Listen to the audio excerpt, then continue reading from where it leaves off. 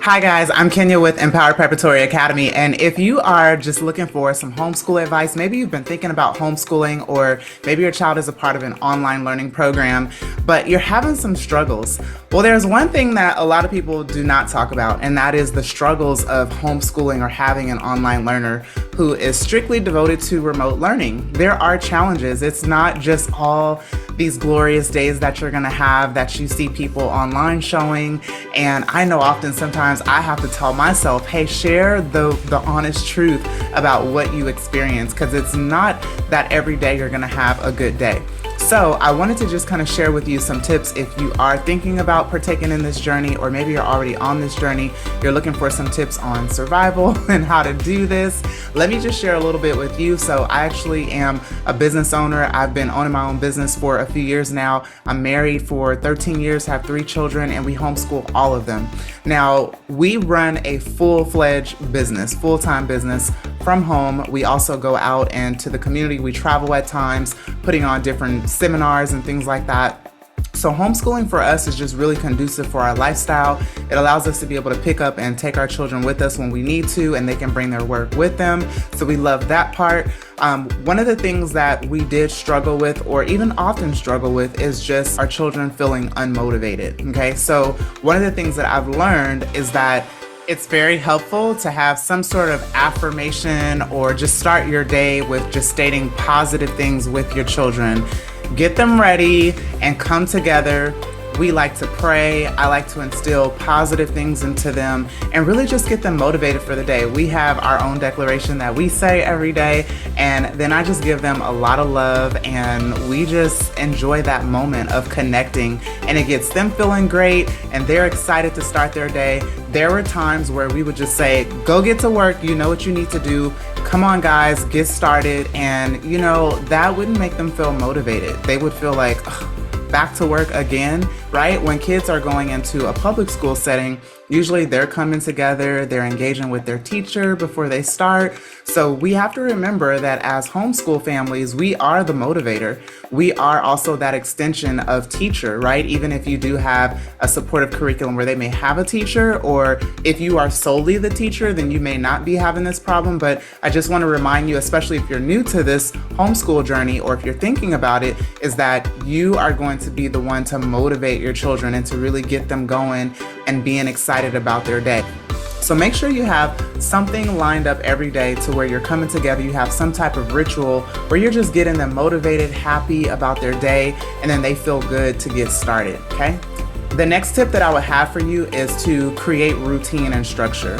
So homeschooling, the benefit is that you have a lot of flexibility and freedom, and that's a beautiful thing. But you also want to make sure that you give your children structure. So I recommend not allowing them to start any time of the day when they want to every single day, because there's no structure. There's no expectation of how school is supposed to happen at home or wherever they are learning from. And children, they do need structure because you're setting them up for the future. So if they have no structure at home, and as they get older and go out into the world, then those are the same habits that they're going to take with them. So you want to make sure that you have your homeschooling hours. What do those hours look like? Is it from 8 to 12, or whatever that may look like for you? I recommend that you do that every single day. And if there's a day that you don't do school, then have that planned out and make sure your children know, so that they understand the schedule. They know what they need to adhere to and what they need to get done. And then I want to just tell you to allow for flexibility as well. You know, sometimes my kids know when they get a break. They know when, hey, we're just chilling out today. We're going to take it easy today. Like, we establish those expectations very clearly and early on, so that they don't think that they can just do whatever they want to do, okay? So make sure you create structure and routine. The next thing that I would tell you is very helpful is planning your activities ahead of time. If you're at home and you're feeling stressed out about homeschooling or your child's online learning, it's probably because you don't have anything planned out. So get yourself like maybe some type of calendar book where it shows the month ahead, and you can just sit down and plug in, hey, what are we doing? What are we doing this week, next week? Plan all of that out. Know, for example, maybe what type of play dates you're going to have scheduled. If your child is in a learning pod, like Empower Preparatory Academy, either our virtual or in-person pod, then schedule those days. Okay, my child is doing peer connection at their learning pod on Tuesday and Thursday, or one day a week, whatever that may look like. Schedule in their activities. Maybe, for example, we have swimming and we have volleyball. We also have basketball and music. So whatever your kids are doing for those extracurricular activities, just know that it's scheduled and you're not just flying by the seat of your pants like, oh, what are we doing today? You want to make sure that you have everything planned out. And again, just make sure that you're allowing for flexibility, because that is the beautiful part of homeschooling, is that you can be flexible. You just don't want to go every day without not having a plan, because that's what's going to bring on the stress.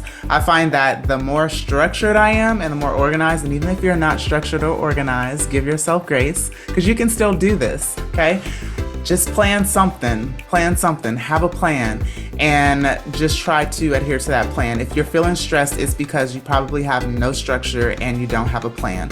So that is all I wanted to share with you guys. I hope that you found these brief tips helpful. If you have any questions or even have any additional tips to share with the community, please drop them in the comments.